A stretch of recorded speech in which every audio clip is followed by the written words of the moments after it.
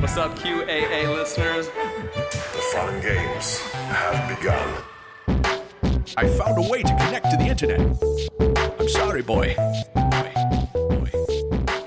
Welcome, listener, to Premium Chapter 156 of the QAnon Anonymous podcast, the Intergalactic Super Soldiers episode. As always, we are your hosts, Jake Rockatansky. Oh, this is me. Okay. Oh, so sorry. Oki's Weird Stories. I run a YouTube channel, and my name is Oki. Julian Field. And Travis View. After this week's main episode on the secret space program conspiracy theory, we wanted to give you a more, let's say, street view of the movement by exploring one of its thriving subcultures, people who claim to be super soldiers.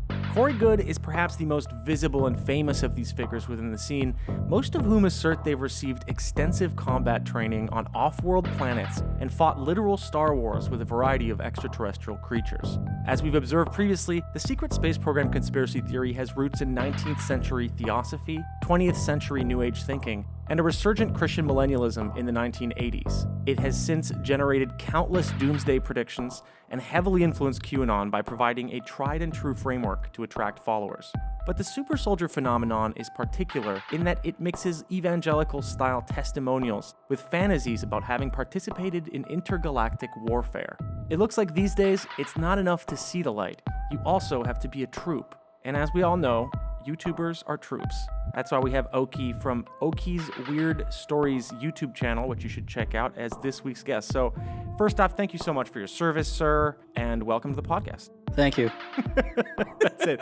See, soldiers are trained to say the least amount possible. So how did you become interested in this secret space program and the super soldier sub-community? Yeah, no, about like 4 videos back, I started this series that called The Conspiracy Files because I was already very interested in conspiracy theories. And yeah, I decided that the direction of my channel going forward would be more so focused on conspiracy theories. And yeah, I did the one about gay frogs. Did Jacob Wall. And so this one came because like a friend of mine actually told me about the secret space program, and he told me about Captain Randy Kramer, who I start my video with, who's this guy who claimed to be part of the Mars Defense Force, and he said that he was on Mars and that he was fighting insectoids and reptilians on Mars, and that he was a genetically enhanced super soldier. And I heard that and I'm just like, this is ridiculous. I didn't realize, like, at the time that it went beyond that guy, but then eventually I found out there's this whole, like, huge community of people who believe this stuff, and they say that they're also super soldiers or they're part of the secret space program. I have to say that, like, this is probably one of the topics that's the hardest to research and study because every testimonial is, like, invariably about an hour long, super in detail. People are not great storytellers because it's kind of participative. So I mean, how did you?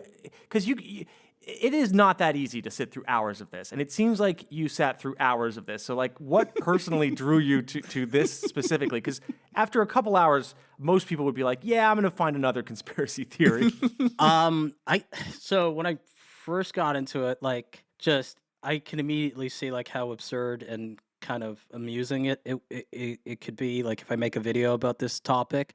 Yeah, you are right. There are people who are really terrible storytellers, and sometimes it is hard to like listen to their like 3-hour long testimony. But then though it became pretty fun to learn about the lore and pick things up, and then eventually get to a point where like I understood like how they developed their own lore and like where they got it from, and I'm like, oh, okay, so this person watched a lot of Corey Goode, who's like the big dog in he's Space Jesus, right? Yeah. In the secret space program. He says he's Space Enoch, actually, specifically, but he is definitely a prophet. So he's the conduit between humanity and the blue avians, and they're fourth density beings, and like through Corey Goode we can one day ascend and we can become like them, and so eventually like it was just really interesting, like tying together the threads of like how this thing was developed, and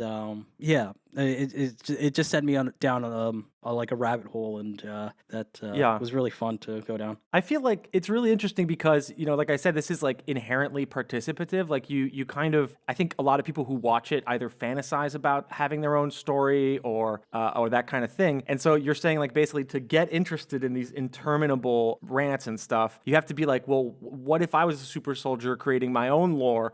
Now it's more interesting because I'm just getting like more possible, more different scenarios that I could combine or whatever. Did that like kind of give meaning to the endless droning that you undoubtedly subjected yourself to? Yeah. Very early on, I decided that I'm gonna try and like the title of my video, I'm gonna infiltrate the secret space program community. And like very early on, I knew like James Rink, the guy who I talk about in my video, would be the target of my infiltration. I wanted to get on his show, so I was like, okay, I'm gonna develop a story that I know that he will buy, and that his community will buy. And yeah, so like it was all kind of leading up to that performance that you see at the end of the video. It's a tall order, though, because there is so much lore packed into the super soldier or the secret space program that it's like, I was like, when I was watching the video, I was nervous for you because it's like, oh, well, James Rink, here's a guy who claims to know like every single, like there's so many places where you could potentially slip up and get something wrong or say something that is inconsistent with, Rink's sort of,